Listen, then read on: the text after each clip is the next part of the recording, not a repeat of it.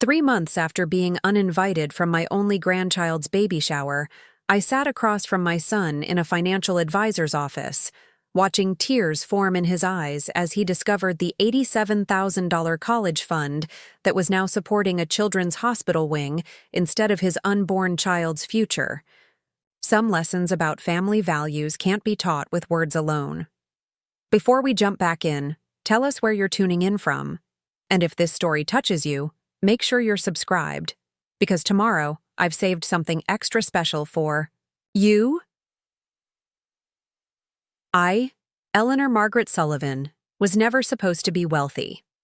Born in 1954 in the working-class town of Millbrook, Pennsylvania, I entered a world where financial security was something glimpsed only in magazines and movie theaters, not experienced in daily life.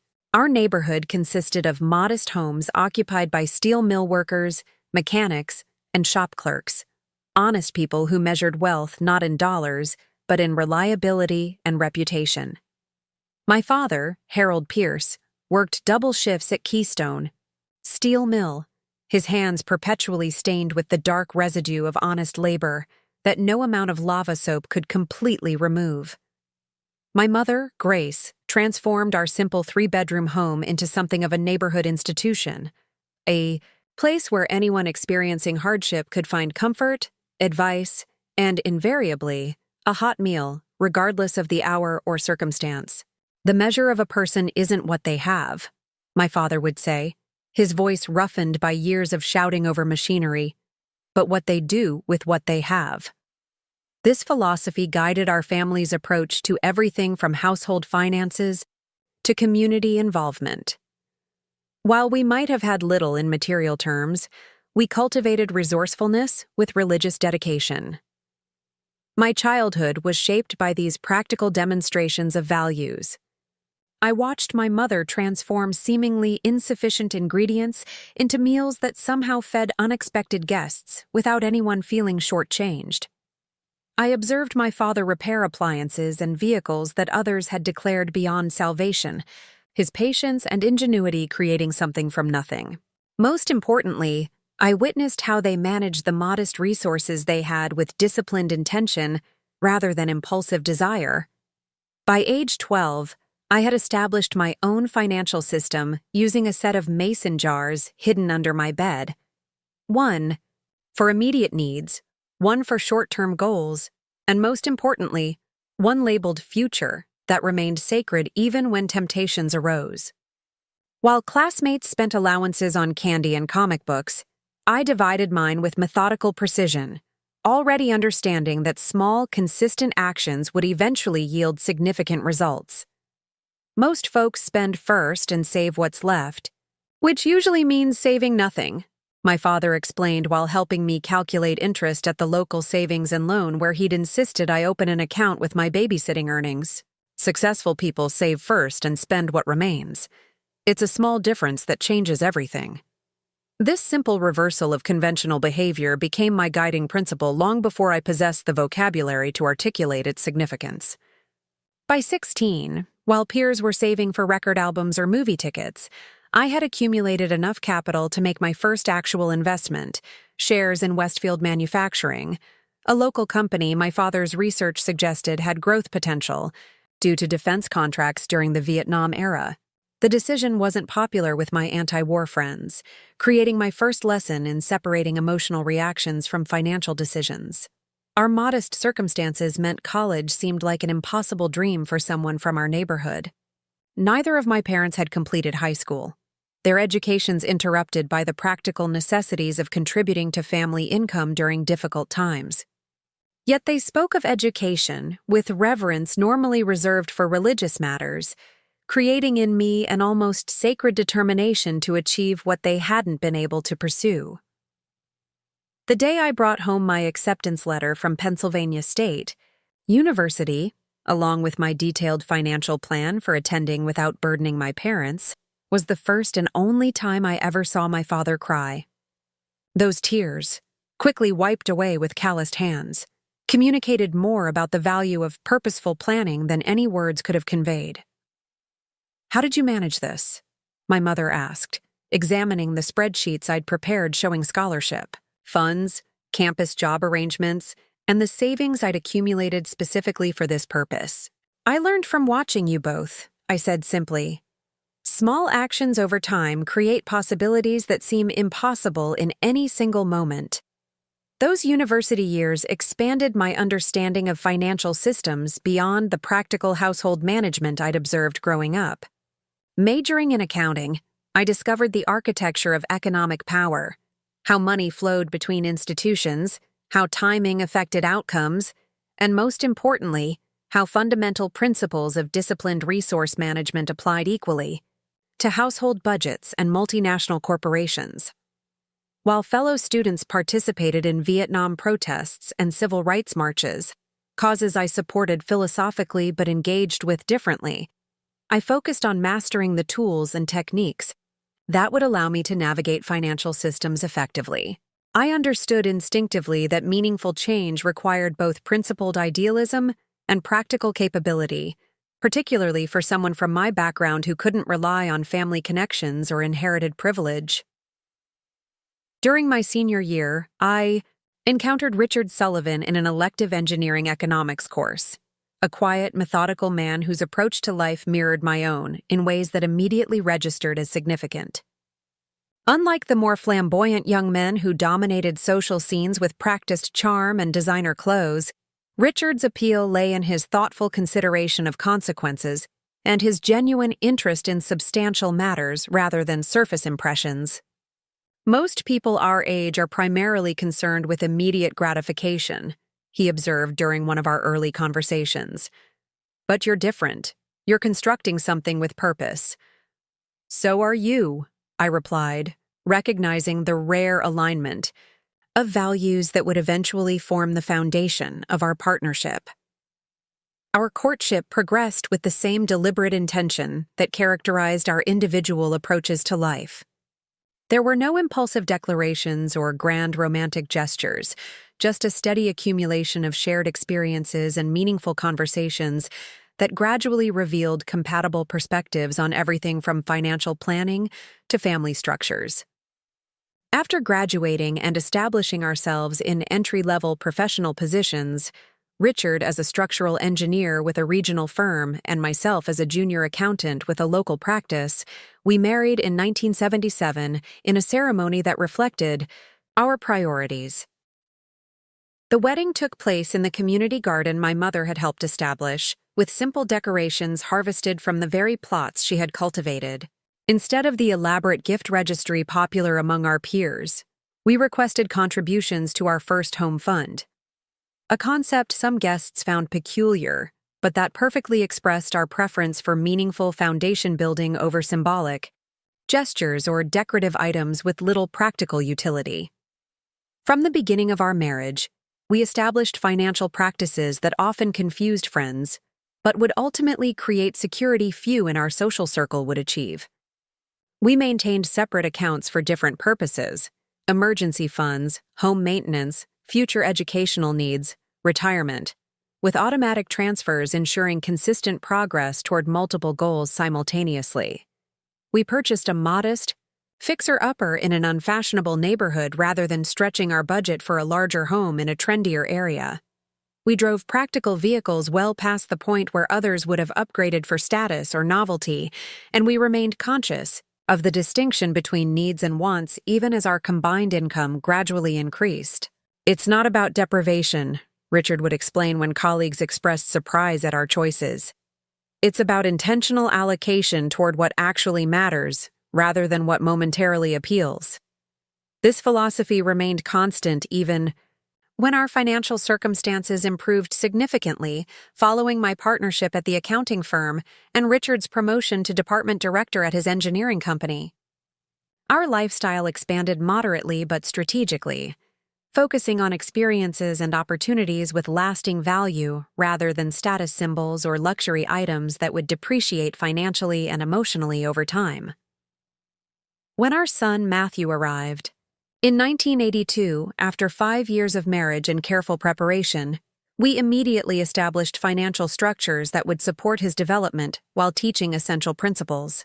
Beyond the practical college fund that many parents create, we developed 3 distinct accounts: one for immediate childhood needs, one for educational requirements, and one that would eventually become his first adult financial foundation. These weren't extravagant allocations. We remained solidly middle class despite professional advancement. But they represented consistent prioritization of future possibilities over current indulgences. The money itself isn't the point, I explained to Richard as we set up automatic monthly transfers from our household account to these dedicated funds. It's the embodiment of values, the physical demonstration that we consider his future development worth sacrificing immediate desires. As Matthew grew, we incorporated financial literacy into ordinary family activities, rather than treating it as separate subject matter. His allowance arrived with 3 labeled jars: spend, save, and share, along with matching contribution, programs that mirrored workplace retirement plans. When he wanted special items beyond basic provisions, we helped him create saving strategies rather than simply purchasing things for him. When he received monetary gifts from relatives, we guided him in allocating portions appropriately while respecting his developing autonomy. "Mom, none of my friends have to do all this planning just to get a new bike," he complained once around age 11, frustrated by the savings worksheet I'd asked him to complete before we would contribute matching funds toward his desired purchase. "And most of your friends' parents are still paying off Christmas credit card bills in July," I replied gently. "Everything valuable requires some effort, Matt. That's just how life works." By the time Matthew completed high school in 2000, he had accumulated not just significant financial resources for college, but more importantly, a fundamental understanding of systemic principles that would serve him regardless of specific career path or economic conditions. He had witnessed firsthand how consistent small actions created meaningful outcomes, how delayed gratification yielded greater long-term satisfaction, and how intentional resource management provided options unavailable to those making reactive financial decisions. At least, that's what we believed we had transmitted. Matthew attended Pennsylvania State as I had, majoring in business administration with an emphasis on marketing rather than the accounting or finance focus I might have expected. Richard and I were proud of his academic achievements, though occasionally concerned about subtle shifts in his value system that became increasingly apparent through changing spending patterns and social priorities. The thoughtful boy who had once saved birthday money to purchase specially selected gifts for family members gradually transformed into a young man preoccupied with external markers of success, designer clothes, exclusive social events, and connections with influential classmates rather than those who shared his intellectual interests or core values. His careful financial habits remained technically intact. He maintained emergency savings and avoided significant debt, but the underlying motivation seemed increasingly focused on material accumulation rather than purposeful security. "He's just finding his equilibrium," Richard assured me when I expressed concern about Matthew's growing preoccupation with appearances. "The substance is still there beneath the surface adjustments. The foundation we built is stronger than temporary cultural influences." I wasn't entirely convinced, noticing how Matthew's conversations increasingly referenced what certain people or brands signified within social hierarchies rather than what intrinsic value they offered. Still, his fundamental financial discipline remained intact, and his professional trajectory following graduation appeared promising, as he secured positions with progressively greater responsibility in corporate marketing departments of respected firms. The pivotal transition in Matthew's life, and consequently in our family dynamic, occurred in 2010 when he met Alessandra James during a business conference in Chicago. At 32, Matthew had established himself professionally with a solid position in brand management for a national consumer products company, maintained minimal debt despite living in an expensive urban area, and continued the saving habits we had instilled, albeit with different philosophical underpinnings than we might have hoped. Alessandra represented a world distinctly different from the one that had shaped our family's values. The daughter of successful real estate developers who had transformed working-class neighborhoods into luxury communities across 3 states, she had been raised with assumptions about material comfort and social positioning that contrasted sharply with the pragmatic approach that had guided our household. Beautiful, sophisticated, and impeccably connected through family associations with political and business elites, she exemplified the external success markers that had increasingly captured Matthew's attention since college. Their courtship progressed. With startling speed, engagement announced barely 7 months after their initial meeting. The wedding planning process provided the first significant indicator of how profoundly Matthew's value system had shifted from its original foundation. What we had envisioned as meaningful celebration centered on family connection and thoughtful tradition quickly evolved into elaborately orchestrated social showcase requiring professional coordination and budget that exceeded our entire retirement savings. When I gently suggested scaling certain elements to allow for investment in their actual marriage rather than merely its ceremonial beginning, Matthew's response revealed how completely different frames of reference had emerged despite years of careful value transmission. "Mom, this isn't just a personal event. It's a professional statement," he explained with the patient tone one might use with someone who simply didn't understand modern realities. "The connections established through our wedding will create opportunities worth far more than the initial investment. Alessandra's family understands this approach." The wedding itself, held at one of Chicago's most exclusive venues with guest lists dominated by business contacts and social connections rather than personal relationships, bore little resemblance to the community garden ceremony where Richard and I had established our partnership decades earlier. Every element seemed designed primarily for documentation and impression rather than authentic experience. Elaborate floral installations positioned specifically for optimal photography, signature cocktails created by celebrity mixologist, food, presentations so artfully constructed they seemed almost too precious for actual consumption. As wedding gift, Richard and I presented documentation for the investment account we had established at Matthew's birth and maintained throughout his life, now grown to substantial sum that could provide either down payment on sensible home, seed funding for independent business, or continued investment for future family security. We had envisioned this moment since beginning those modest monthly contributions during years when such allocations required genuine sacrifice from our limited household budget. "This isn't merely financial resource," Richard explained during private moment at reception, away from photographers and orchestral ensemble. "It represents hundreds of small decisions made with purpose and foresight over decades. The physical embodiment of values we've tried to transmit about stewardship and intergenerational responsibility."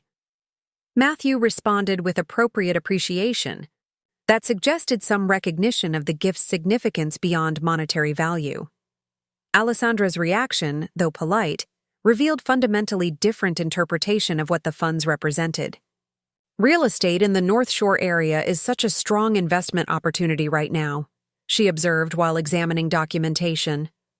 "With Matthew's corporate connections and my family's development experience, we could leverage this into property, with significant appreciation potential." This framing, viewing legacy resource primarily as leverage opportunity rather than embodiment of multi-generational values, illuminated fundamental disconnection that would subsequently characterize our extended family dynamic. Where we perceived relationships and resources as vehicles for transmitting principles across generations, Alessandra's perspective prioritized impression management and status acquisition within contemporary social hierarchies. The early years of their marriage included regular family gatherings, though interaction patterns gradually shifted in subtle but significant ways. Holiday celebrations moved from our modest home with its traditions developed over decades to upscale restaurants, or their increasingly impressive series of residences, each more elaborately appointed than the last. Conversations that had once centered on meaningful personal developments or substantive social issues evolved toward discussion of acquisitions, renovations, and professional advancements measured primarily by title and compensation, rather than purpose or contribution.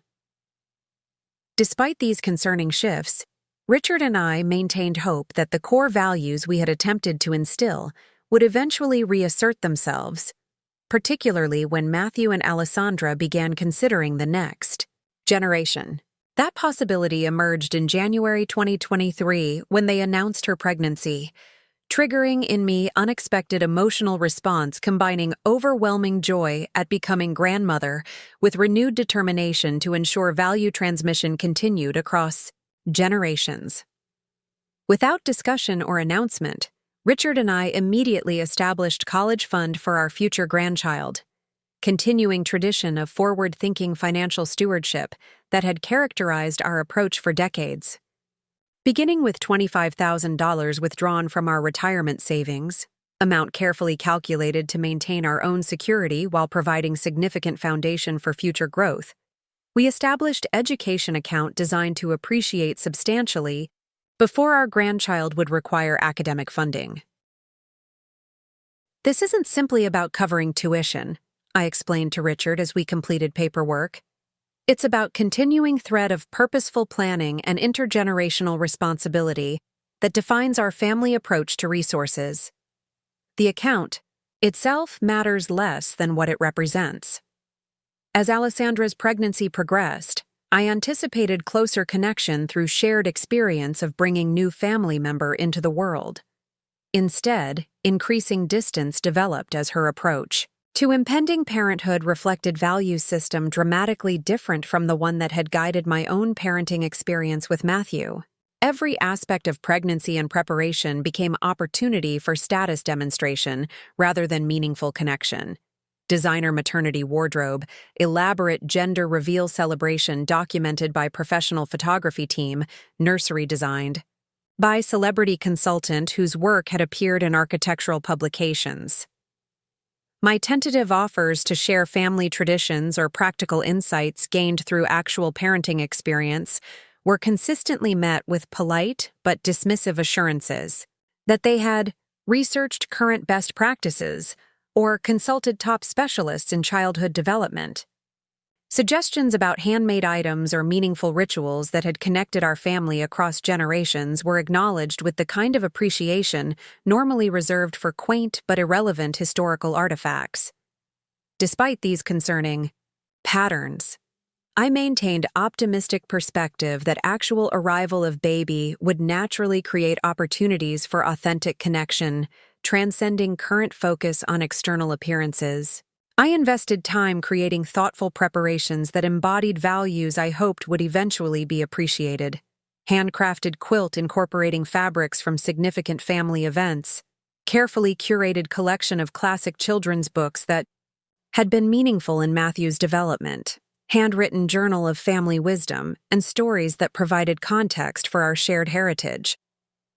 It was during this period of hopeful anticipation, approximately 7 months into Alessandra's pregnancy, that the decisive interaction occurred, seemingly minor social exchange that would ultimately reveal the true nature of our evolving family dynamic and precipitate decisions I had never imagined making regarding resources intended to support future generations. The moment that crystallized the true nature of our evolving family dynamic occurred on an otherwise ordinary Tuesday in June. I had spent the morning at my volunteer position with the community financial literacy program I'd helped establish following my retirement from accounting 5 years earlier. The program paired experienced financial professionals with high school students and young adults from underserved communities, providing practical guidance on everything from basic budgeting to educational funding strategies. That particular morning, I had been working with a remarkably determined 17-year-old single mother who was mapping out a plan to complete her education while supporting her infant daughter, the kind of multi-generational planning that had always represented the core of my personal philosophy.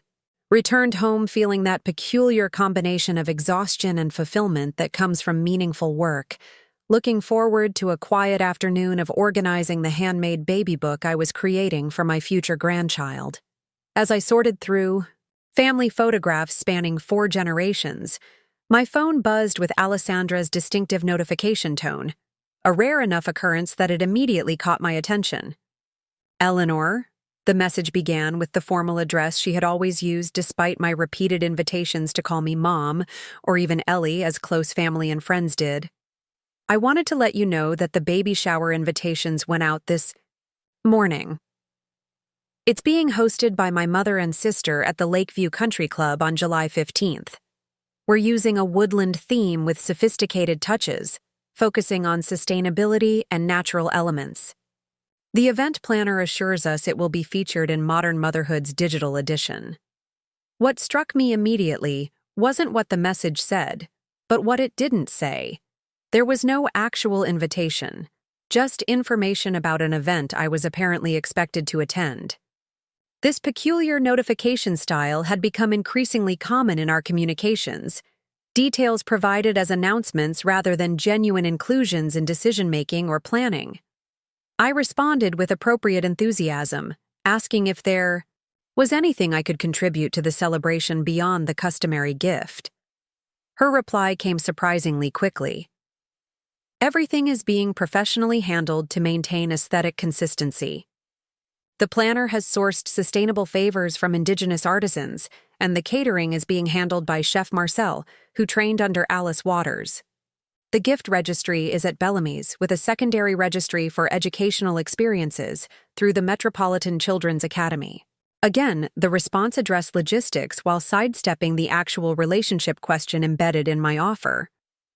I noticed but chose not to comment on the fact that the sustainable shower apparently required imported favors, celebrity chef, catering, and exclusive retail registries rather than more authentic expressions of environmental consciousness. Instead, I focused on what seemed like an opportunity for meaningful contribution. I've been working on a family heritage book for the baby, I wrote. It includes photographs and stories going back to Matthew's great-grandparents, along with the traditional blessing that has been part of our family's welcoming ritual for each new child. Would there be an appropriate moment during the shower to share this tradition? The response delay was noticeable this time, nearly 40 minutes before my phone buzzed again. The event has a very specific flow designed by the planner, Alessandra replied. We're actually focusing on creating new traditions rather than looking backward. The developmental specialist consulting on the nursery design has emphasized the importance of forward-thinking approaches to early childhood rather than historical references that might create limiting perspectives. The message struck me physically, a genuine jolt of dismay at the casual dismissal of 5 generations of family history as potentially limiting to a child not yet born. Richard, observing my expression from across our living room where he was reading a technical journal, raised questioning eyebrows. Apparently, family traditions create limiting perspectives, according to the developmental specialist designing our grandchild's nursery, I summarized, attempting humor that fell flat even to my own ears. She's nervous about becoming a mother, Richard offered with characteristic generosity of interpretation. First, pregnancies often trigger need for control through expertise seeking. She'll relax once the baby actually arrives, and theoretical parenting meets practical reality. His reasonable perspective helped moderate my immediate reaction, though the underlying concern remained.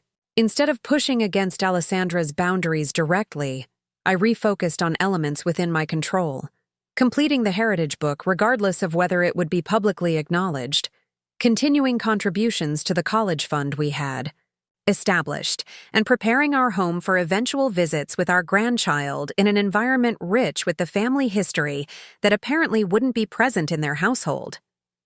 Over the following weeks, I noticed increasing activity on social media platforms where I maintained minimal presence primarily to see updates from distant family members. Alessandra was documenting elaborate baby moon vacations, professional maternity photography sessions, and nursery preparation featuring custom furniture and hand-painted murals by an artist whose work apparently appeared in the homes of several celebrities she referenced by first names as though they were personal acquaintances. More concerning than these external displays was the gradual decrease in direct communication from Matthew, whose weekly calls had diminished to sporadic text messages primarily relating to logistical matters. When we did speak, conversations remained superficial. Updates about work developments, comments about housing market conditions, observations about unusually hot summer weather. Attempts to engage on more meaningful topics like his feelings about impending fatherhood or how he envisioned incorporating family traditions into his child's upbringing were politely but consistently redirected. I maintained outward patience, reminding myself repeatedly of Richard's perspective that actual parenthood often realigns priorities in ways that theoretical preparation cannot anticipate. Yet privately, I experienced increasing concern that the values transmission I had always considered our family's most significant legacy was being systematically replaced by emphasis on material acquisition and social positioning that directly contradicted everything Richard and I had attempted to model and teach. As the baby shower approached, I selected gifts that attempted to bridge these seemingly incompatible value systems. A sterling silver savings bank from Bellamy's that satisfied the registry requirement while symbolizing financial responsibility, and a custom-bound collection of classic children's literature that supported early literacy while connecting to family reading traditions that had shaped Matthew's childhood. Each item was carefully chosen to honor their stated preferences while subtly reinforcing values I hoped would eventually reassert themselves once the performative aspects of pregnancy gave way to the authentic experience of parenthood. 3 days before the scheduled shower, I received another text message from Alessandra that initially seemed routine, a request for my mailing address to ensure shower details arrive correctly. The request struck me as odd given that they had visited our home multiple times and certainly had our contact information in various forms, but I provided the address without comment. The following afternoon, an elegantly addressed envelope arrived containing what appeared to be a handwritten note on heavy cream stationery embossed with Alessandra's monogram. "Dear Eleanor," the note began with formal flourish that immediately suggested professional calligraphy rather than personal communication. "As we finalize arrangements for our celebration, we've had to make some difficult decisions regarding guest arrangements. The event planner and venue coordinator have advised that our final numbers have created some logistical complications with seating and service requirements." I paused, momentarily confused by what appeared to be explanation for revised accommodation, details rather than actual invitation. Continuing to the second paragraph clarified the message's actual purpose with stunning clarity. "After careful consideration, we've decided to focus this particular celebration on my maternal family connections and select colleagues from our professional circles who are in similar life stages. We feel this will create the most cohesive social dynamic for documenting this special occasion. We're certain you understand that pregnancy is a unique journey that requires surrounding oneself with specific energies and perspectives aligned with our parenting vision." The deliberately opaque language couldn't disguise the unmistakable message. I was being informed that my presence wasn't desired at my only grandchild's baby shower, not because of any conflict or explicit grievance, but because I apparently didn't contribute appropriate energy or fit their desired aesthetic for event documentation. The shower wasn't being approached as family celebration or community welcoming ritual, but as social performance requiring carefully curated participants. The note concluded with assertion that we would, of course, have many other opportunities to celebrate together at unspecified future occasions, along with reminder that the gift registry would remain active through the baby's arrival for those wishing to participate from afar. I stood in our kitchen, elegant stationery trembling, slightly in my hand, experiencing emotion beyond simple hurt or anger. What struck me most profoundly wasn't personal rejection, but the complete dismissal of what family connection actually meant. The reduction of intergenerational bonds to optional social accessories that could be included or excluded based on aesthetic consistency or energetic alignment. When Richard returned from his afternoon golf game, he found me still at the kitchen table, correspondence spread before me alongside photo albums I had been reviewing for the Heritage Book Project. His expression shifted from pleasant greeting to concern as he registered my uncharacteristically subdued demeanor. "What's happened?" he asked simply, settling into the chair beside me. I handed him Alessandra's note without comment, watching as his expression transformed from confusion to disbelief, and finally to a carefully controlled anger I had rarely witnessed during our 46 years together. Richard had always been the more moderate partner in our relationship, the one who found reasonable explanations for behaviors I might judge too harshly, or who suggested generous interpretations of ambiguous situations. His response to this unmistakable exclusion, the tightening jaw, the precisely folded note returned to its envelope with deliberate care, communicated more than any verbal expression could have. "This isn't really about us," he finally said, voice steady despite evident effort. "This represents something much more concerning about the values that will shape our grandchild's understanding of family and connection. If extended family bonds are treated as optional social accessories before the child is even born, what foundations are being established for their understanding of commitment and belonging?" His framing shifted my perspective from personal hurt to broader concern about legacy and value transmission that had always been our primary focus as parents.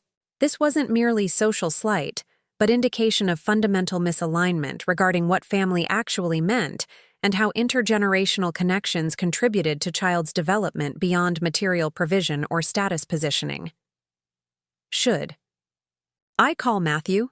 I asked, uncertain whether direct confrontation would improve situation or simply create additional tension during already stressful period. Richard considered the question with characteristic thoughtfulness. "I'm not convinced Matthew is fully aware of this decision," he finally replied. "This has Alessandra's particular phrasing throughout. But even if he wasn't directly involved, his failure to intervene represents concerning shift in priorities. I think we need to consider more fundamental questions about our role in our grandchild's life and how we ensure the values we consider essential aren't completely absent from their development." That evening, we engaged in the kind of deep, searching conversation that had characterized our relationship from its beginning, examining the situation from multiple perspectives while considering potential responses that would maintain our integrity without creating unnecessary conflict. We acknowledged painful possibility that our carefully constructed value system, transmitted through both explicit teaching and consistent modeling throughout Matthew's childhood, had been effectively supplanted by different priorities emphasizing external validation and social positioning over authentic connection and principled decision-making. The most painful aspect, I admitted as our discussion continued into early morning hours, isn't personal exclusion from specific event, but recognition that what we considered our most important legacy, the values and principles we hoped would guide multiple generations, seems to have been discarded so completely. All our careful stewardship and intentional modeling appears to have been overridden by the attraction of status and appearance. Richard nodded, his expression reflecting similar grief. "We need to consider that our approach to legacy transmission may require adjustment. If traditional pathways through our son have been compromised, perhaps we need more direct connection with our grandchild that doesn't depend on Matthew and Alessandra's values alignment." This perspective, pragmatic adaptation rather than rigid adherence to expectations, represented Richard's particular strength. Where I might become fixated on principle, his engineering mindset naturally sought alternative pathways when original approaches proved unworkable. The question wasn't whether to abandon our values, but how to ensure their transmission when conventional family structures weren't functioning as expected. Over subsequent days, we carefully evaluated options for maintaining meaningful connection with our grandchild despite evident barriers being established. We considered everything from regular dedicated visitation schedules to potential relocation closer to their Chicago residence, from establishing special traditions during holidays to creating unique experiences that would become anticipated. highlights of the child's development years. Throughout these discussions, we received no communication from Matthew regarding the shower exclusion, no explanation, apology, or even acknowledgement that anything unusual had occurred. His silence spoke volumes about how thoroughly his perspective had shifted from the values we had attempted to instill throughout his upbringing. Whether actively complicit or passively accepting, he had apparently embraced an approach to family that treated deepest connections as optional rather than fundamental. The actual day of the baby shower arrived with peculiar emotional weight, sunny, July Saturday that under different circumstances would have been filled with joyful anticipation of welcoming new generation. Instead, I busied myself with volunteer commitment I'd specially arranged, teaching financial literacy workshop for teenage mothers at community center, where I'd been involved since retirement. The irony wasn't lost on me, being excluded from celebrating my own grandchild's impending arrival while helping other young parents establish foundations for their children's future security. Throughout the day, social media platforms flickered with updates from the event I wasn't permitted to attend. Professional photographs appearing almost in real time showing elaborate woodland-themed decorations with moss-covered table settings, flower crowns for all participants, and custom-labeled sparkling beverages. Alessandra appeared radiantly styled in photographer-ready maternity gown that probably cost more than my first car, surrounded by elegantly dressed women who shared her particular aesthetic and social positioning but lacked any actual historical connection to the child being celebrated. Most revealing were the captions describing "our village" and "the maternal lineage that will shape this child's future," language that deliberately reconstructed concept of family to exclude actual biological connections that didn't fit desired narrative. Matthew appeared in only few images, positioned almost as accessory at celebration, theoretically honoring his child's impending arrival. His uncomfortable expression in these carefully curated photographs suggested potential misalignment, with the event's approach that gave me brief, probably unwarranted hope that some aspect of the values we'd attempted to instill might remain intact beneath surface conformity. That evening, package arrived via courier service, elaborate gift box containing expensive but impersonal baby items from the registry, along with note thanking me for participating from afar in the celebration. The gesture's performative courtesy only emphasized the fundamental disconnection, acknowledgement of familial obligation without actual inclusion. In meaningful experience, material exchange had been preserved while relational substance was eliminated, perfectly encapsulating the value system being constructed around my grandchild before they even entered the world. As Richard and I examined the carefully packaged items with their designer labels and elaborate presentation, profound clarity emerged regarding necessary response to situation that transcended personal hurt or social slight. This wasn't merely about single-event exclusion, but fundamental question about legacy transmission and value preservation when conventional pathways had been compromised. "The college fund," Richard said quietly, naming the financial resource we had established immediately upon learning of Alessandra's pregnancy. "We need to reconsider its purpose." The account represented significant commitment, initial $25,000 contribution from our retirement savings that we had planned to supplement annually, designed to support our grandchild's educational future while embodying our values regarding intergenerational responsibility and forward-thinking resource stewardship. Established through the same financial institution that had managed Matthew's education funds, it represented physical continuation of principles we had attempted to transmit throughout his upbringing. If their approach to family treats deepest connections as optional based on aesthetic consistency or social convenience, I responded, recognizing direction of his thinking, then perhaps financial stewardship should reflect similar contingency. This consideration wasn't about punishment or retaliation, emotions that would have contradicted our fundamental values, but about authentic alignment between resources and relationships. If Matthew and Alessandra had determined that family bonds were subject to curation based on external criteria rather than intrinsic significance, then perhaps the financial resources traditionally accompanying those bonds should be reconsidered. Accordingly, the following morning we contacted James Watkins, the financial advisor who had managed our personal accounts for nearly 2 decades and who had assisted with establishing the grandchild's college fund. His initial surprise at our requested meeting quickly transformed into professional accommodation, appointments scheduled for the following afternoon at his downtown office. "I'm not entirely comfortable with this," Richard admitted as we prepared for the meeting, his ethical compass carefully examining potential motivations to ensure our decisions reflected principle rather than emotional reaction. "I want to be certain we're acting from our values rather than responding to hurt feelings." This rigorous self-examination represented quality I had always most appreciated about Richard.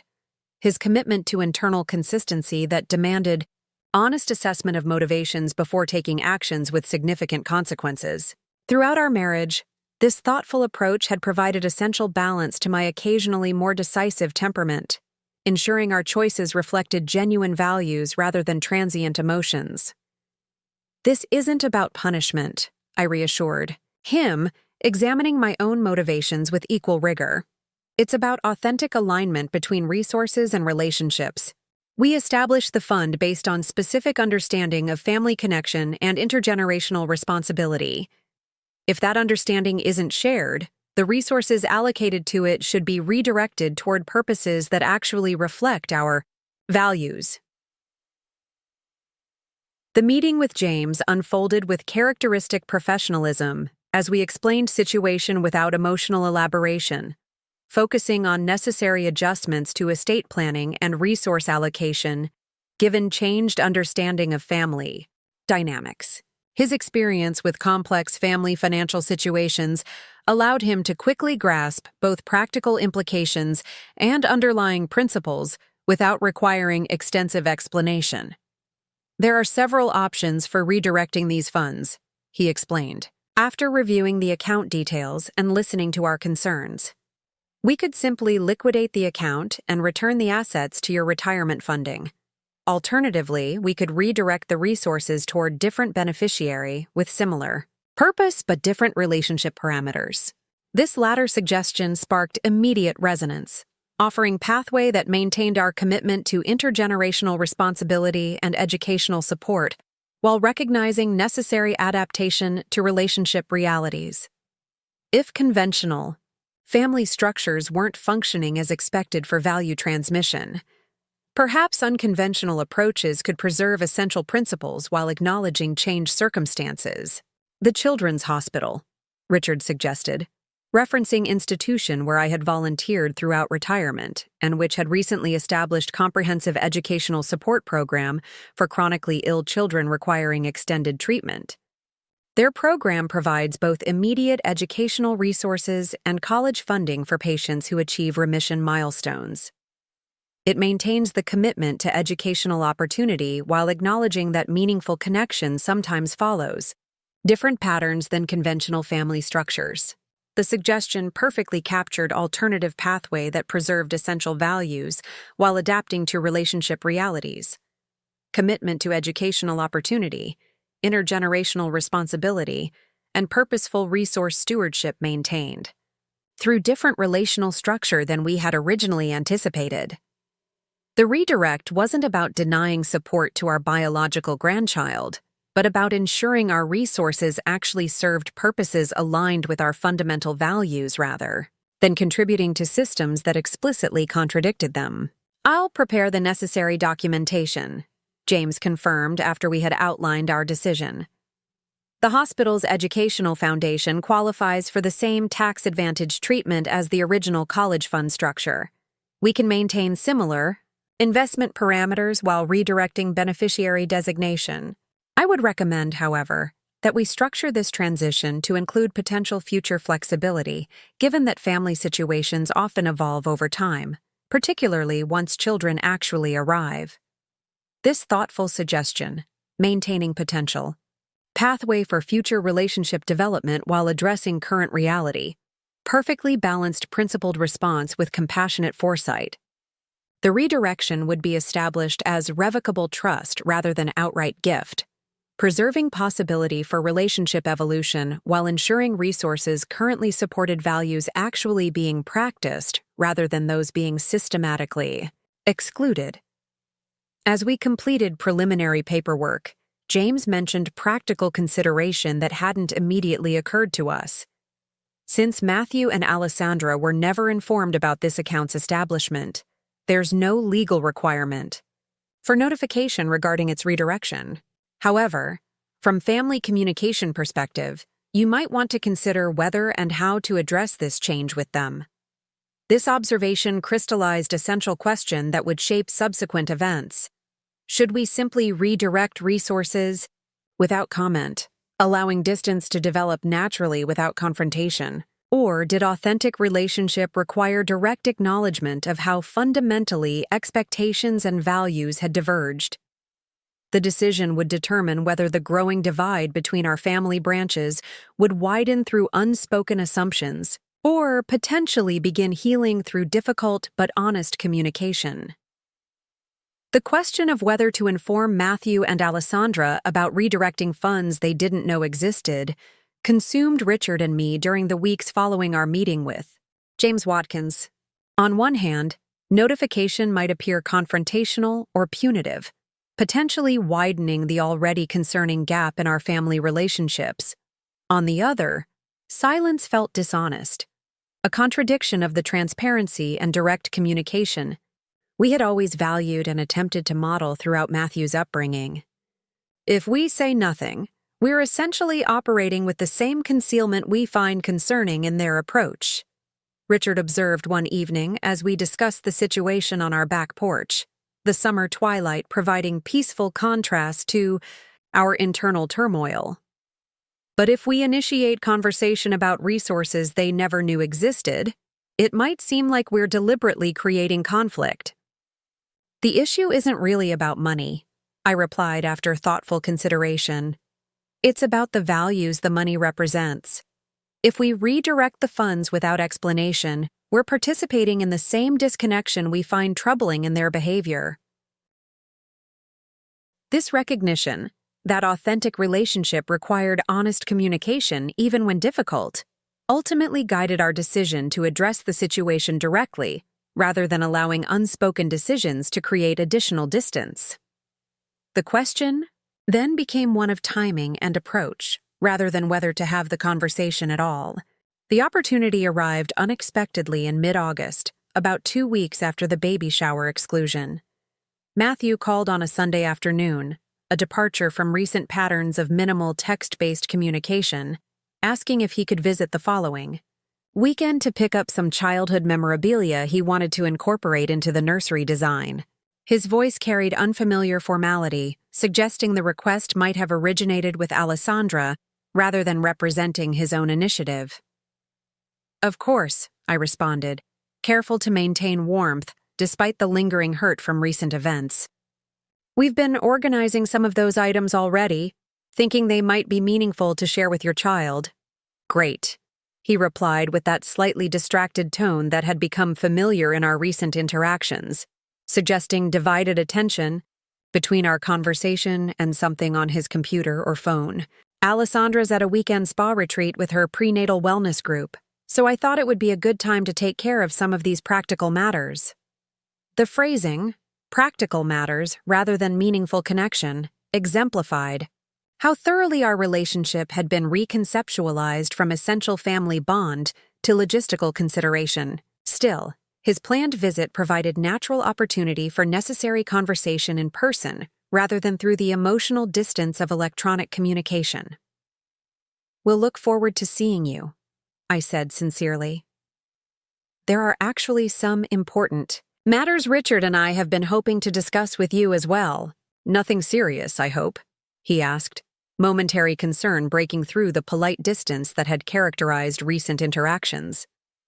Just some financial planning considerations we should address in person, I replied, not wanting to create undue anxiety, but also not misrepresenting the conversation's significance. Nothing that can't wait until your visit. The following Saturday morning found Richard and me preparing for Matthew's arrival with unusual tension. We had spent considerable time discussing how to approach the conversation, how to express our concerns honestly without creating unnecessary defensiveness, how to address principles rather than personalities, how to maintain focus on future relationship possibilities rather than dwelling on past disappointments.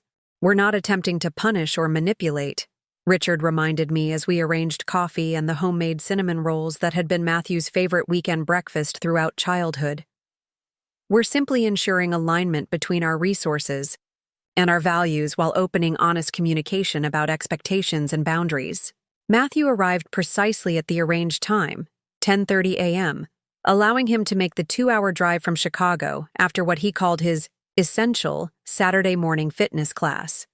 His appearance reflected the polished professional identity he had cultivated since college: designer casual clothing, carefully maintained hairstyle, the expensive watch that had been a gift from Alessandra's parents after a successful joint business venture. Yet beneath these external markers of his current life, I could still glimpse traces of the thoughtful boy who had once helped neighborhood elderly with yard work and saved holiday money to contribute to local animal shelter fundraisers. Our initial interaction followed familiar patterns of surface-level pleasantries, comments about unseasonably warm weather, updates on Richard's recent minor knee surgery, observations about roadwork affecting the drive between our homes. Matthew accepted coffee and cinnamon roll with appreciation that seemed genuine, momentarily connecting him to countless similar Saturday mornings throughout his childhood. "These taste exactly the same," he observed after the first bite, momentary, warmth breaking through his carefully maintained adult persona. "I've tried explaining to Alessandra that no high-end bakery ever matches your cinnamon rolls, but she insists that her artisanal pastry subscription service represents the pinnacle of current culinary achievement." The comment, offered with slight eye roll suggesting gentle criticism of his wife's priorities, provided natural opening for more substantive conversation. "Different values create different priorities," Richard noted conversationally. "What appears essential in one framework might seem unnecessary in another." Matthew nodded without apparent recognition of the observation's broader application to our current family dynamics. "Alessandra has very specific standards. I've learned to appreciate her attention to quality and presentation, even when it seems excessive from my perspective." "Quality takes different forms," I offered carefully. "Some is immediately visible, in appearance or presentation, while other types manifest in durability, functionality, or purpose. Both have value, but they reflect different priorities." This philosophical framing, addressing principles rather than specific behaviors, seemed to register with Matthew at deeper level than direct criticism would have achieved. He sat down, his coffee cup with deliberate care, expression shifting toward the thoughtfulness that had characterized him before external success markers became primary focus. "I sense this conversation isn't really about pastries," he said with perceptiveness that reminded me of the insightful child he had once been. "Is this related to whatever financial matters you mentioned wanting to discuss?" Richard and I exchanged glances, silently confirming our readiness to address the actual purpose behind this carefully arranged meeting. "Yes," Richard acknowledged, "though the financial considerations reflect broader questions about values and relationships rather than simply monetary matters." "I'm listening," Matthew replied, his posture straightening almost imperceptibly, the slight tension suggesting awareness that this conversation might venture beyond the superficial exchanges that had recently defined our interactions. "We established college fund for your child the day after you announced Alessandra's pregnancy," I began directly, believing straightforward approach would be most respectful of all involved. "We initially contributed $25,000 from our retirement savings with plans for additional annual contributions throughout the child's development years, similar to accounts we maintained for you throughout your childhood and adolescence." Matthew's expression registered surprise, followed by what appeared to be genuine appreciation. "That's incredibly generous," he responded. "You didn't need to do that, especially at this stage before the baby is even born. Alessandra's parents have mentioned setting up some kind of trust eventually, but nothing specific yet. The early establishment wasn't about competing with Alessandra's family," Richard clarified. "It reflected our values regarding intergenerational responsibility and forward-thinking stewardship, the same principles that guided similar accounts we maintained for you from infancy." Matthew nodded, his expression suggesting recognition of the familiar philosophy that had shaped his financial upbringing. "I've actually been thinking about implementing similar structures once the baby arrives. Some of those lessons about systematic saving and compound growth were incredibly valuable, even if I didn't fully appreciate them at the time." This acknowledgement that some aspect of our values transmission had registered despite apparent divergence in current priorities provided momentary encouragement. Yet the conversation's more difficult aspects still remained unaddressed. "Recently, we've made decision to redirect those funds," I continued, maintaining direct eye contact to communicate both conviction and compassion. "After careful consideration, we've arranged to transfer the account to support educational programs at Lakeside Children's Hospital rather than maintaining it as designated resource for your child." The statement landed with visible impact, Matthew's expression cycling rapidly through confusion, disbelief, and the beginning stages of what appeared to be defensive anger. Before he could respond with potentially reactive comment, Richard continued with the contextual explanation we had carefully prepared. "This decision isn't about punishment or withholding resources," he emphasized calmly. "It's about ensuring authentic alignment between our financial commitments and our actual relationship patterns. When fundamental connections are treated as optional or conditional, the resources traditionally accompanying those bonds necessarily require reconsideration."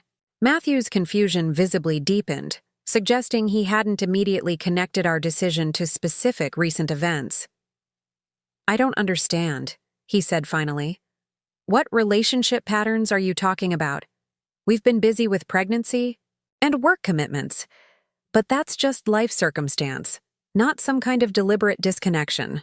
The genuine bewilderment in his response suggested possibility that had occurred to us during our preparations for this conversation, that Matthew might not fully comprehend how profoundly recent interactions had communicated fundamental shift in family values and priorities. Alessandra's more evident role in certain decisions, particularly the shower exclusion, raised question of whether Matthew fully recognized the implications of developments he had either actively supported or passively permitted. "Matthew," I said gently, "3 weeks ago, we received formal notification that we weren't welcome at your child's baby shower because we didn't fit the aesthetic requirements or contribute appropriate energy to the gathering.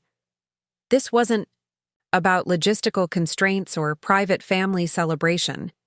It was an elaborately planned social event documented for publication that deliberately excluded us based on presentation considerations rather than meaningful relationship factors." His expression shifted toward uncomfortable recognition, suggesting at least partial awareness of the situation I was describing. "The shower was primarily Alessandra's event," he offered, voice lacking conviction that might have made the explanation persuasive. "Her mother and sister handled most arrangements based on her preferences. I wasn't really involved in guest list decisions." "That's precisely the concern," Richard noted without accusation, but with characteristic directness.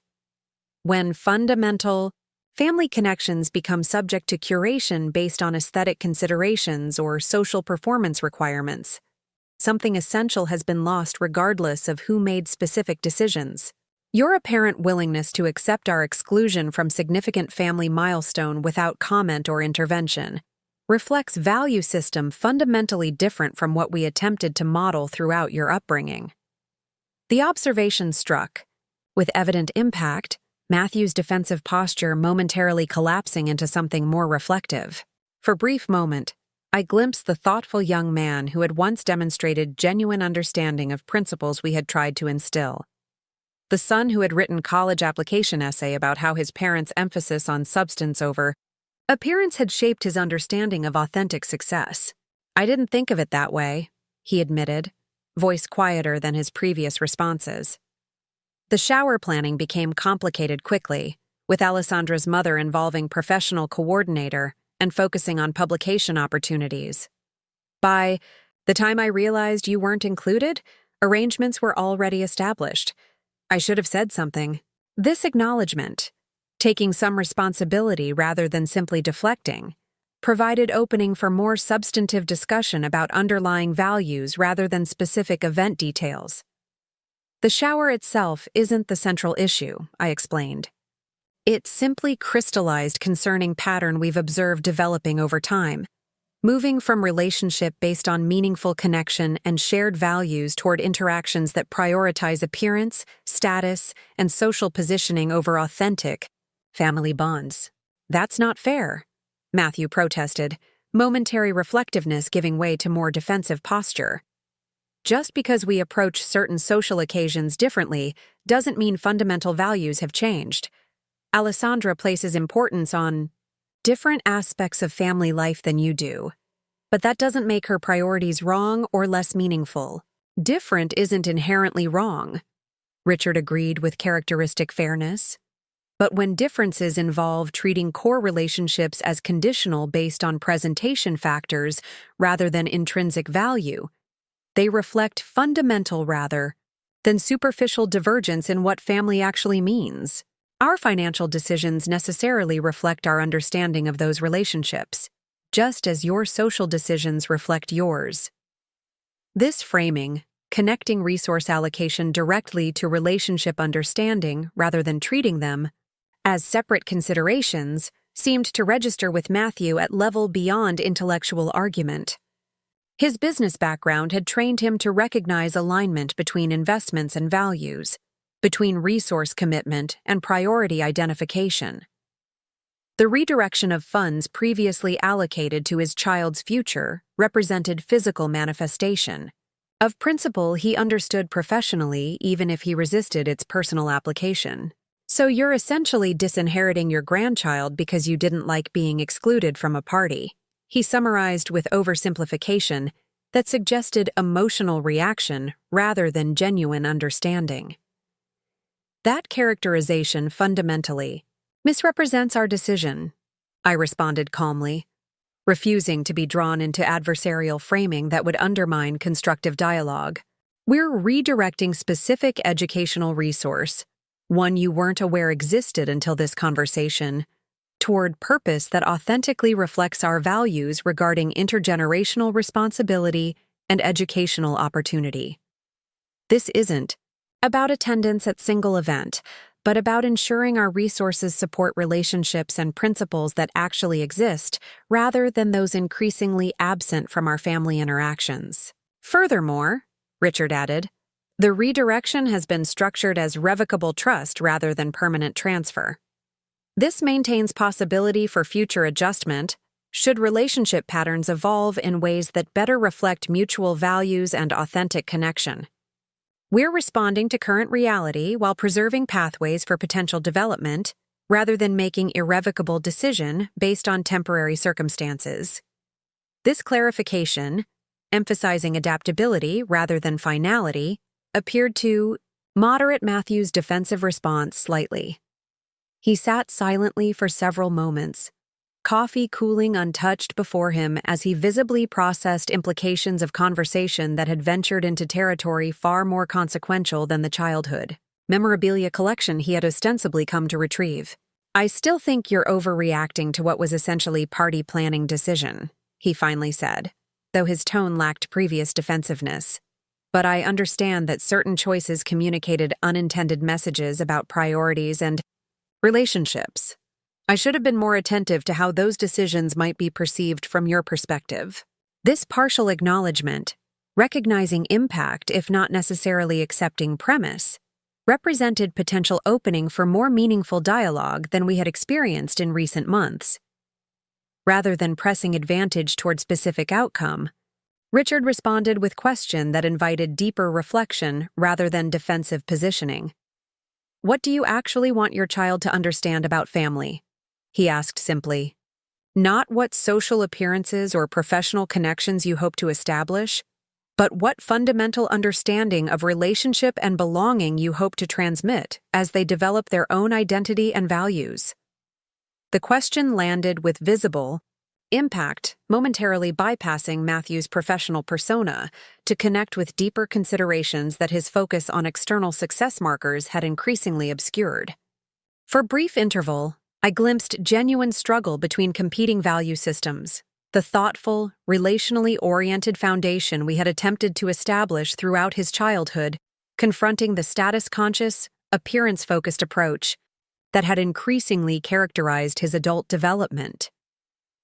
"I want them to have advantages and opportunities I didn't have," he finally responded, though his expression suggested recognition that this answer addressed different question than what Richard had actually asked. "Material provision and opportunity creation are valid parental priorities," I acknowledged, "but they address what you want to provide rather than what you want to transmit. They focus on external circumstances rather than internal understanding. What meaning do you want your child to associate with family connection beyond resource provision or social positioning?" This distinction between providing and transmitting, between external circumstance and internal understanding, visibly registered as addressing dimension Matthew hadn't explicitly considered in his preparation for parenthood. The thoughtful expression that momentarily transformed his features suggested reconnection with aspects of his own development that recent focus on professional advancement and social positioning had potentially obscured. "I want them to know they're valued for who they are rather than what they achieve or provide," he said after extended silence, voice carrying sincerity that had been absent from recent interactions. "I want them to understand that family relationships aren't conditional on performance or presentation. I want them to feel securely connected regardless of circumstances or status."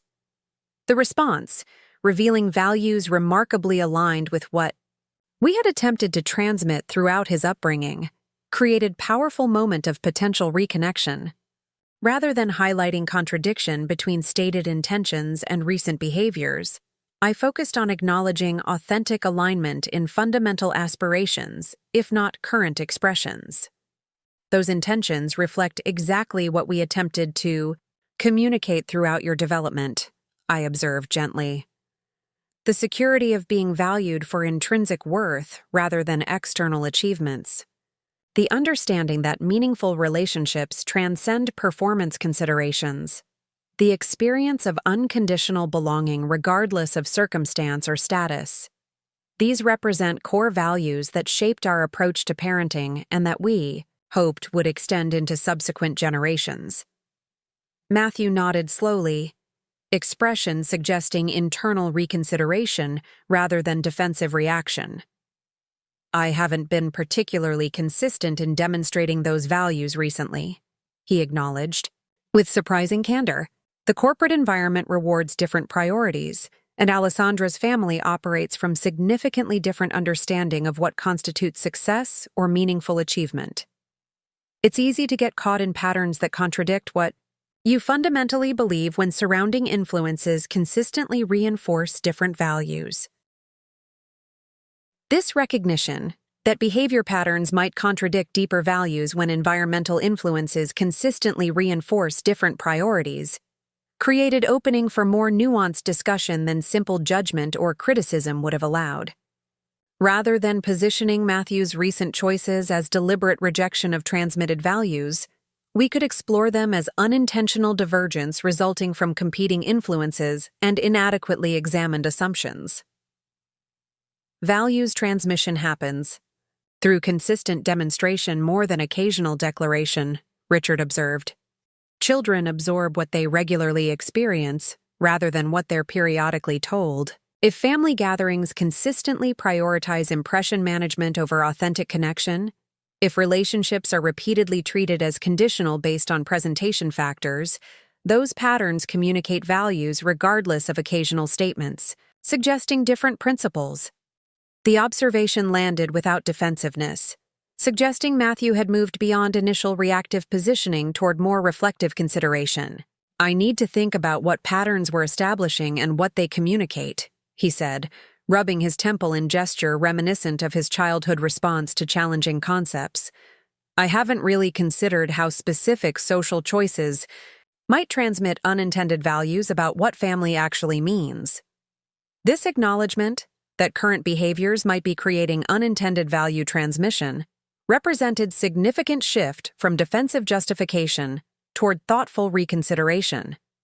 Rather than pressing advantage toward specific commitment or dramatic reconciliation, we allowed silence to create space for continued internal processing rather than immediate resolution. After several minutes of quiet reflection, Matthew spoke, with uncharacteristic vulnerability that contrasted sharply with the polished professional persona he had maintained throughout recent interactions. "I'm not sure how to bridge the different expectations and values between Alessandra's approach to family and what I actually want our child to understand about relationships. There's significant gap between the social positioning her family prioritizes and the authentic connection I personally value." This honest acknowledgement of struggle rather than confident assertion created opening for supportive response rather than critical judgment. "Navigating different family cultures always involves complexities," I offered, drawing on both professional experience with diverse client families and personal navigation of my own family background with Richard's different upbringing. "The challenge isn't eliminating differences, but ensuring conscious choice about which values guide specific decisions rather than defaulting to patterns without examining their implications. The most important step is simply awareness," Richard added with characteristic practical wisdom. "Recognizing potential disconnection between stated values and demonstrated patterns creates possibility for intentional adjustment. You can't address contradictions you haven't acknowledged exist." Matthew nodded slowly, expression suggesting genuine consideration rather than superficial agreement. "I need to have some difficult conversations with Alessandra about balancing different family expectations and ensuring our child receives consistent messages about what relationships actually mean beyond social function or status demonstration. That won't be particularly comfortable given her family's significant influence and strong opinions about appropriate social positioning." This recognition that meaningful change would require potentially uncomfortable conversations and boundary establishment suggested more substantive engagement than simple placating response would have indicated. Rather than offering specific instructions about how such conversations should proceed, we acknowledged the challenge while expressing confidence in his capacity to navigate complex value negotiations. "Authentic relationships often require difficult conversations," I observed. "The willingness to engage uncomfortable topics rather than maintaining superficial harmony reflects commitment to substance over appearance, precisely the value distinction we've been discussing throughout this conversation." As our dialogue continued through morning and into early afternoon, subtle but significant shift occurred in interaction quality, moving from defensive positioning and justification toward more reflective consideration of how current patterns might be creating unintended consequences for future generations. While no dramatic declarations or immediate behavioral changes emerged, the conversation established foundation for potential reconnection based on shared concern about value transmission, rather than specific event grievances or resource allocations. When Matthew eventually departed with box of childhood memorabilia we had carefully preserved. Our parting interaction carried different quality than recent perfunctory exchanges. "I'll be thinking about what we've discussed," he said with sincerity that couldn't be dismissed as mere politeness. "There are some important considerations I need to address before the baby arrives if I want to ensure consistency between what I say matters and what my actual choices communicate." "That's all we could hope for," Richard responded, brief embrace communicating support rather than criticism or judgment. Thoughtful consideration of how current patterns align with deeper Values represents exactly the type of reflection we've always tried to model. Whatever specific decisions emerge from that consideration, the process itself reflects principles we've always considered most important. After Matthew's departure, Richard and I sat together on back porch where so many family conversations had unfolded throughout decades of parenting and partnership. Neither triumphant nor defeated, we shared recognition that the conversation had created potential opening rather than immediate resolution, beginning of possible reconnection rather than dramatic reconciliation. It went as well as possible. Under circumstances, Richard observed, pragmatic assessment reflecting his engineering mindset. We established honest communication without creating unnecessary defensiveness, addressed principles rather than personalities, and maintained focus on future possibilities rather than past disappointments. The college fund redirection accomplished what we hoped, I added, recognizing that financial decision had functioned as intended, creating necessary conversation about value alignment rather than simply expressing disapproval or exercising control. It initiated discussion about underlying principles rather than specific events, about value transmission rather than resource allocation, the revocable nature of our financial arrangement, maintaining possibility for future adjustment should relationship patterns evolve, reflected our fundamental hope rather than pessimistic resignation. We hadn't sought to punish or control, but to ensure authentic alignment between resources and relationships, while creating pathway for potential reconnection based on shared values, rather than obligatory interaction or material expectation. As afternoon light shifted toward evening, neither of us could predict how Matthew's reflections might influence subsequent family dynamics, or whether Alessandra would be receptive to reconsideration of priorities she had consistently emphasized. Throughout their relationship, what remained certain was our commitment to maintaining authenticity in both relationships and resource allocations, ensuring that our actions reflected genuine values rather than hollow social performance, regardless of how family patterns might subsequently evolve. The redirection of college fund from grandchild we hadn't met to children we would never know represented not punishment or manipulation, but authentic alignment between resources and values, physical demonstration that meaningful connection transcended biological relation or social obligation. Whether that redirection would remain permanent or create foundation for relationship renewal remained uncertain, but the alignment itself represented necessary integrity regardless of eventual outcome. The weeks following our conversation with Matthew unfolded with the particular tension of suspended animation, that peculiar state where significant words have been exchanged, but their full impact remains undetermined. September arrived with no direct communication beyond a brief text message thanking us for the childhood memorabilia and mentioning that he was still processing our discussion. Whether this represented genuine reflection or polite dismissal remained unclear, though the uncharacteristic acknowledgement of ongoing consideration suggested potential depth beyond typical social courtesy. Richard and I maintained our regular routines, his volunteer work with the engineering mentorship program at the community college, my financial literacy classes at the Women's Resource Center, our shared committee responsibilities at the Neighborhood Improvement Association.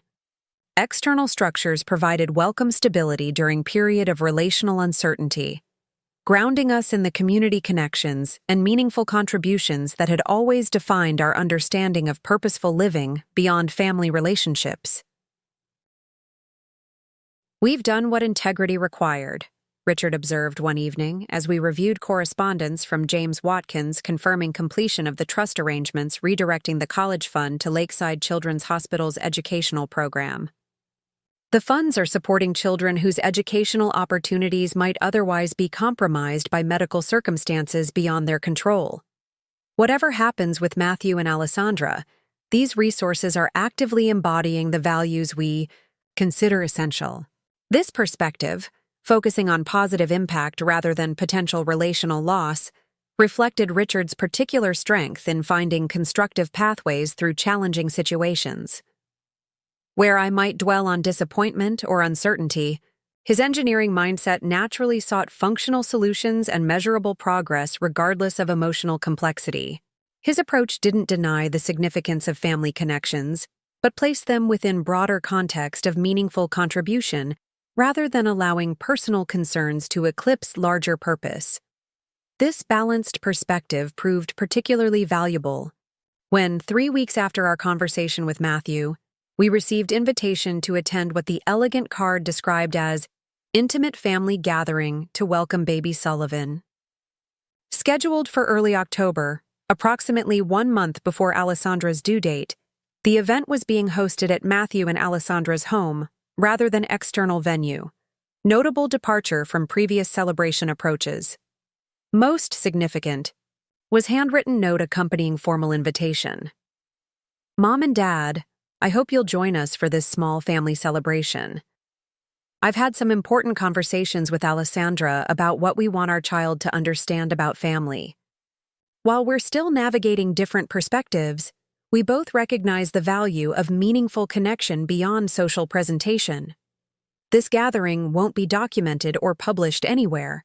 It's simply about connecting the people who will form our child support system regardless of aesthetic consistency or social positioning.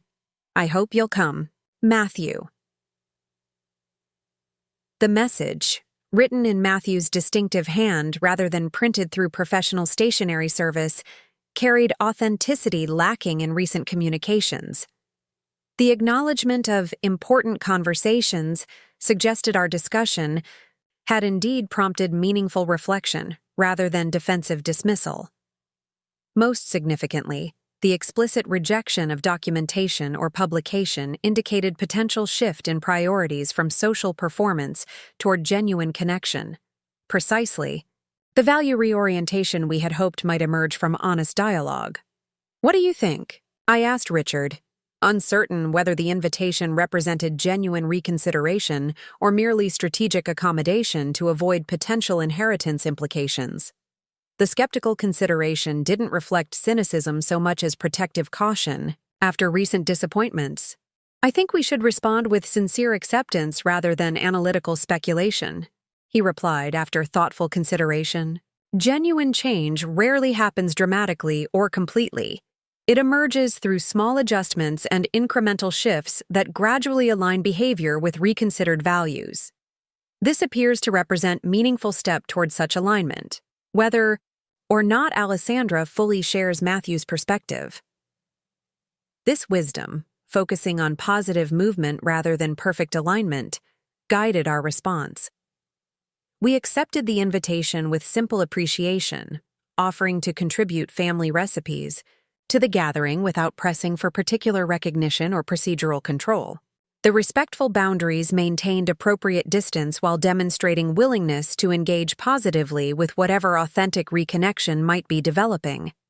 The gathering itself, held on unseasonably warm October afternoon, revealed subtle but significant shifts in Matthew and Alessandra's approach to family celebration. Their home, modern luxury townhouse in fashionable Chicago neighborhood, remained showcase of contemporary design and obvious financial success. But certain elements suggested evolving priorities beyond mere impression management. The dining table featured place settings combining Alessandra's elegant modern tableware with serving dishes from both family traditions, including ceramic bowl my mother had passed to me that had held special occasion foods throughout Matthew's childhood. Photos displayed throughout public spaces now included candid family moments alongside the professionally staged images that had previously dominated their decor. Most revealing was interaction pattern established from our arrival. Rather than the choreographed hosting performance that had characterized previous gatherings, Matthew and Alessandra welcomed guests with remarkably different approaches. She maintaining polished social coordination, while he engaged with genuine attention to individual connections. This differentiation, allowing distinct interaction styles rather than enforcing unified presentation, suggested potential acceptance of authentic diversity rather than mandated consistency in family functioning. Alessandra's parents, James and Victoria, displayed predictable focus on external details, commenting on design elements, discussing property values in the neighborhood, referencing connections with prominent Chicago families. Yet, unlike previous gatherings where these topics dominated entire interaction, they remained contained within appropriate conversational proportions rather than defining entire experience. When Victoria began detailed description of luxury baby goods purchased from European boutiques, Matthew gently redirected conversation toward more inclusive topics rather than allowing materialistic emphasis to establish gathering's primary focus. "We're grateful for the beautiful items," he acknowledged with diplomatic appreciation before shifting direction. "But we've been talking about how the most significant gifts aren't necessarily physical objects, but the values and perspectives each family tradition contributes to our child's understanding of the world. Mom, would you share the story about how your parents established their approach to community responsibility during difficult economic times? I think that perspective offers important balance to the advantages our child will experience." This request, explicitly seeking contribution beyond material provision or social connection, represented significant departure from previous interaction, patterns where family history had been treated as irrelevant compared to contemporary status markers. The genuine attention Matthew demonstrated as I shared brief account of my parents' neighborhood support systems during economic challenges suggested appreciation beyond mere social courtesy. Throughout the afternoon, I observed Alessandra with particular attention, uncertain whether the gathering's evolved approach represented her authentic participation or merely strategic accommodation to Matthew's preferences. Her interaction style remained more reserved than his natural warmth, her conversation more oriented toward achievement markers than relationship quality. Yet beneath the polished exterior that had always characterized her self-presentation, I noticed subtle indications of potential reconsideration, moments of genuine engagement between practiced social maneuvers, flashes of authentic response, within primarily performative approach. Most revealing was private conversation that developed unexpectedly when we both reached for water glasses in kitchen, while other guests interacted in adjacent living area. The momentary isolation created rare opportunity for direct exchange without audience or intermediaries, potential opening for authentic communication beyond careful social performance. "Matthew told me about your conversation regarding the educational fund," she said without preamble, characteristic directness replacing usual social cushioning. "About redirecting it to the Children's Hospital program." The statement hung between us with undisguised significance, potential landmine or unexpected bridge depending on what followed. Rather than defensive explanation or justification, I offered simple acknowledgement. Yes, we felt it important that our resources authentically reflect our values and relationship patterns. Initially, I considered it manipulative tactic. She continued with surprising candor. Using financial resources to enforce particular relationship expectations or social compliance. My family operates that way sometimes. Resources allocated based on alignment with specific expectations or performance standards. This unexpected self-reflection, acknowledging potentially problematic patterns within her own family system, created opening for genuine dialogue rather than defensive positioning. Our intention wasn't control or punishment, I clarified. It was ensuring authentic alignment between resources and relationships, something we've attempted to model throughout Matthew's life and our own financial decisions. Alessandra nodded, expression suggesting consideration beyond immediate response. "Matthew and I have had extensive conversations about different family approaches since your discussion. He described principles you demonstrated throughout his childhood that I find both admirable and somewhat foreign to my experience. My family prioritizes achievement, advancement, and social positioning, values that created substantial material success, but perhaps different relationship qualities than what Matthew experienced growing up." This acknowledgement, recognizing different but equally legitimate family traditions rather than positioning one approach as universally superior, demonstrated unexpected maturity beyond the status consciousness that had previously dominated her self-presentation. Rather than defensive justification or competitive comparison, she offered thoughtful recognition of different value systems with distinctive strengths and limitations. Every family tradition contributes different elements to child's understanding of the world, I offered, intentionally validating diverse approaches while maintaining commitment to specific principles. The challenge isn't eliminating differences but ensuring conscious choice about which values guide particular decisions, rather than unconsciously reproducing patterns without examining their implications. That's essentially what Matthew said, she replied with hint of surprised appreciation. He's been remarkably thoughtful about these considerations, more so than I initially expected given his typical focus on practical matters rather than philosophical questions.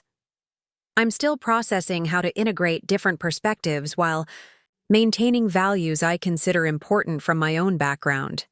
This honest acknowledgement of ongoing consideration rather than firm conclusion created foundation for potential relationship development beyond previous limitations. Not dramatic transformation or complete alignment, but genuine engagement with important questions rather than dismissive superiority or defensive rejection. The conversation suggested Alessandra possessed greater depth and reflective capacity than her carefully maintained social persona had previously revealed. Integration rather than elimination seems most appropriate approach, I suggested. Children benefit from diverse perspectives when they're presented thoughtfully rather than competitively.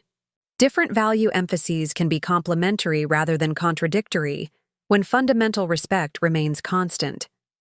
Our conversation ended as other guests entered kitchen, but the brief exchange had established possibilities beyond previous limitations. Potential. Foundation for relationship, based on mutual respect for different traditions, rather than enforced conformity to single approach. Not immediate resolution or perfect alignment, but meaningful opening toward more authentic connection than had seemed possible during recent months of increasing distance. As gathering concluded, Matthew and Alessandra presented small gift boxes to each set of grandparents-to-be, elegant packages that Alessandra explained contained something we've created together that represents what we hope for our child's future. Inside each box was simple handcrafted wooden frame containing document rather than expected photograph or conventional memento. The framed paper in our package contained what appeared to be mission statement written in both Matthew's and Alessandra's handwriting, different sections reflecting their distinctive perspectives unified within single document. For our child, we commit to creating home environment that values authentic connection beyond social performance or status demonstration, appreciation for both achievement and character development, understanding of both material security and emotional well-being, respect for diverse family traditions and perspectives, recognition that meaningful relationships transcend conditional expectations, awareness that true legacy consists of values transmitted, not merely resources inherited. The document, neither legally binding contract nor empty sentimental declaration, represented thoughtful articulation of shared aspirations. Despite different family backgrounds and priorities, not perfect alignment or complete transformation, but meaningful integration of diverse perspectives within framework that acknowledged essential principles beyond superficial preferences or social positioning. Most significant was final sentence. In Matthew's handwriting added below formal statement, "We hope you'll help us fulfill these commitments through your own unique contributions to our child's understanding of family across generations. Your perspectives and experiences represent essential components of the legacy we hope to create together." This explicit invitation to meaningful participation, acknowledging valuable contribution beyond material provision or social connection, represented substantial evolution from previous interaction patterns where family history had been treated as irrelevant compared to contemporary references or professional expertise. The The recognition that diverse perspectives offered complementary value rather than competitive comparison suggested potential foundation for more authentic connection than recent patterns had indicated. We recognize that family relationships involve both celebration moments and challenging conversations, Matthew acknowledged as gathering concluded.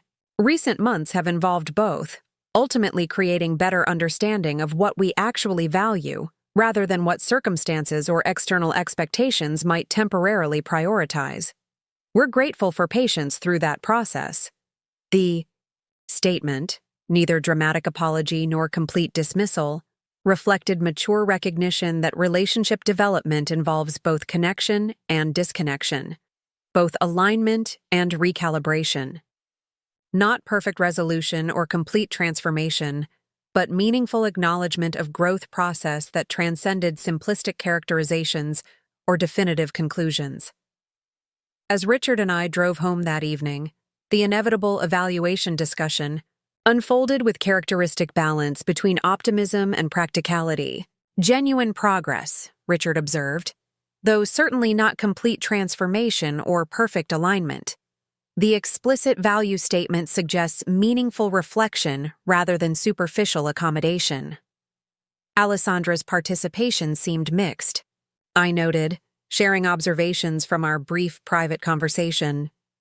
Genuine consideration alongside continued emphasis on material markers and social positioning. Her background established different priorities that won't simply disappear through single conversation or philosophical statement. Integration rather than replacement represents reasonable expectation, Richard replied with characteristic wisdom, drawn from engineering perspective. Complex systems rarely transform completely. They evolve through adaptation and incorporation rather than wholesale reconstruction. The directional shift matters more than immediate perfection. This balanced assessment, acknowledging positive movement without expecting unrealistic transformation, guided our approach through subsequent weeks as Alessandra's pregnancy progressed toward November due date. Communication increased moderately, though not dramatically, interactions characterized by respectful consideration rather than either artificial enthusiasm or continued distance. When Alessandra experienced brief health concern requiring additional monitoring during final pregnancy weeks, we offered practical support without intrusion or expectation, providing meals delivered through service Matthew recommended rather than imposing personal presence or particular approaches. Elizabeth Grace Sullivan arrived 3 days early on November 19th. Healthy 7-pound, 2-ounce baby girl with, as Matthew's text message reported, her mother's striking features and her father's curious expression. The hospital visit 2 days later unfolded with surprising naturalness, despite potential awkwardness given recent history. Alessandra, physically exhausted but emotionally animated in a way I hadn't previously observed, welcomed us with genuine appreciation rather than performed courtesy. Matthew demonstrated remarkable balance between pride and humility as he introduced his daughter with careful attention to both family traditions represented in her presence. Elizabeth honors Alessandra's maternal grandmother, he explained while placing the newborn in my arms with careful confidence. Grace recognizes the qualities my mother demonstrated throughout my upbringing that I hope will shape our daughter's understanding of meaningful success beyond external markers. The acknowledgement, sincere, rather than strategic, suggested authentic recognition beyond social performance or obligation fulfillment. Not dramatic transformation or perfect alignment, but meaningful evolution toward more integrated understanding of family connection and value transmission than recent patterns had suggested. 2 weeks after Elizabeth's birth, as Thanksgiving, approached with inevitable questions about holiday celebrations and family traditions, we received unexpected visit from Matthew one afternoon, while Alessandra and the baby napped at home. His appearance without prior arrangement represented significant departure from recent communication patterns, characterized by careful scheduling and controlled interactions. I wanted to talk with you directly, he explained as we settled in living room with coffee that reminded him, as he noted with apparent appreciation, of countless similar conversations throughout adolescence and early adulthood. About the college fund and what happens next.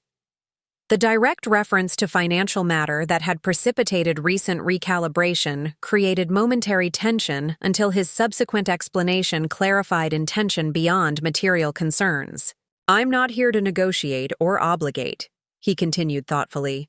"The redirection you arranged makes perfect sense given the circumstances and communications at that time. The children being supported through that program deserve educational opportunities regardless of health challenges beyond their control." This acknowledgement, validating decision without defensiveness or manipulation, suggested genuine consideration beyond strategic positioning or financial calculation. His subsequent comments revealed depth of reflection beyond immediate circumstances or practical concerns. The conversations that decision prompted have proven more valuable than any financial resource could have been, he observed with surprising insight.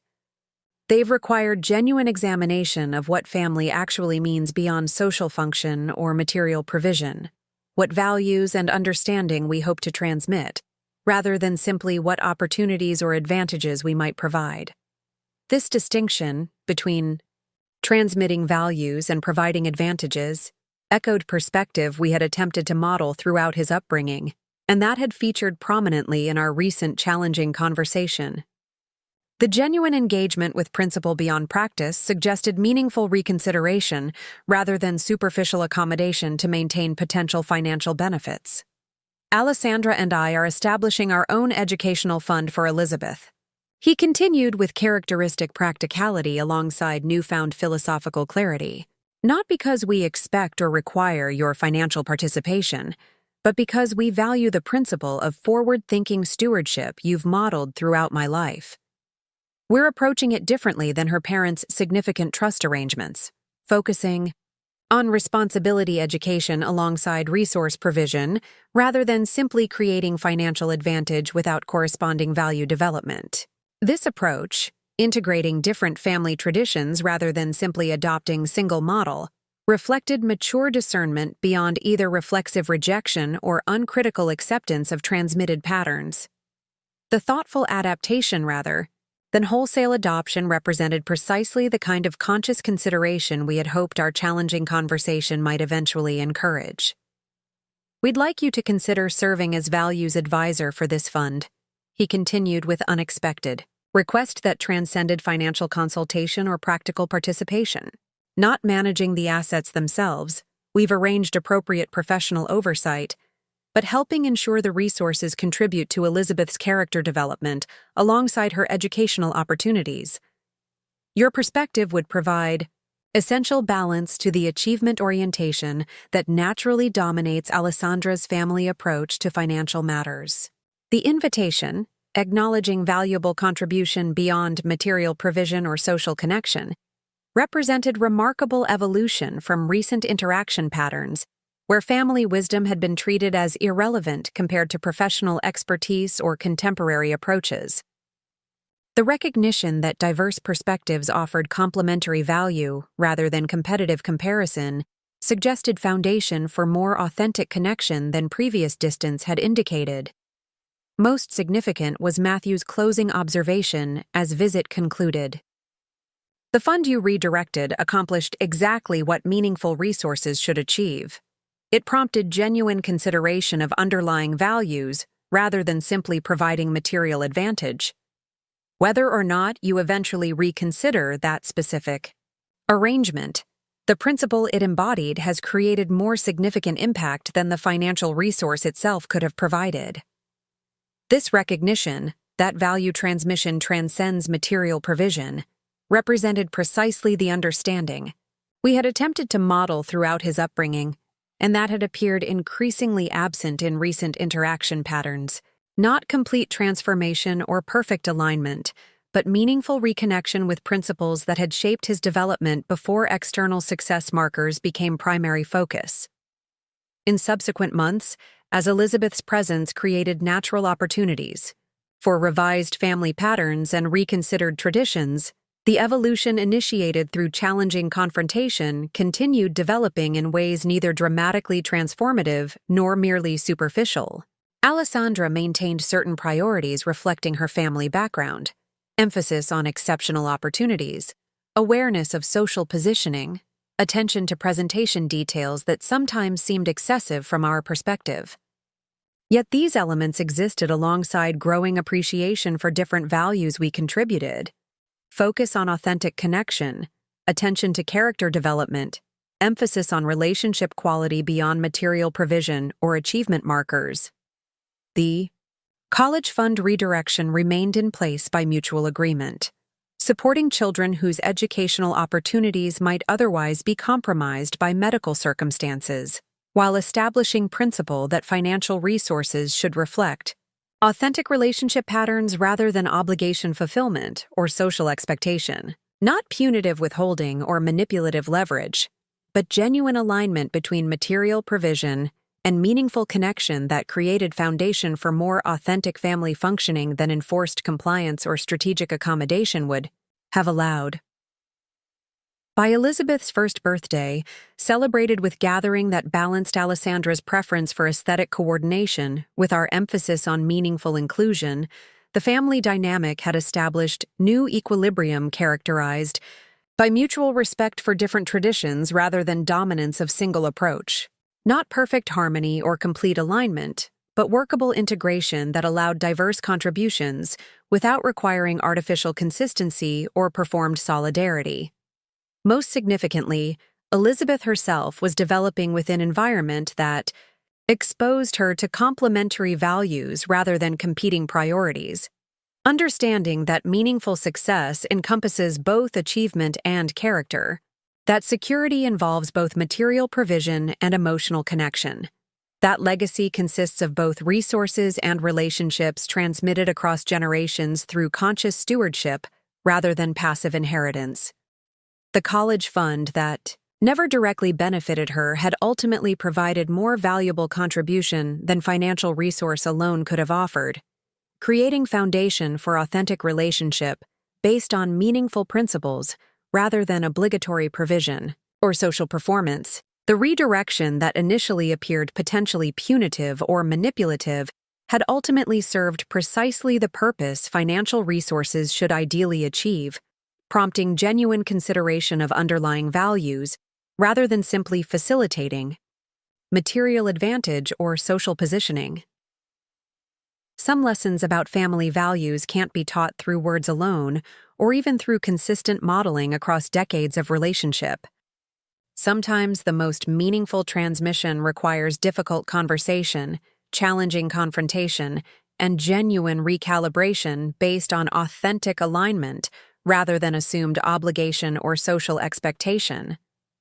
The educational fund that now supported unknown children receiving treatment at Lakeside Children's Hospital had ultimately provided more significant lesson than institutional tuition payment could ever have achieved, demonstrating through action rather than assertion that meaningful connection transcends material provision, that authentic relationship requires mutual value recognition, and that genuine legacy consists of principles transmitted rather than merely resources inherited. Up next, you've got 2 more standout stories right on your screen. If this one hit the mark, you won't want to pass these up. Just click and check them out, and don't forget to subscribe and turn on the notification bell so you don't miss any upload from us.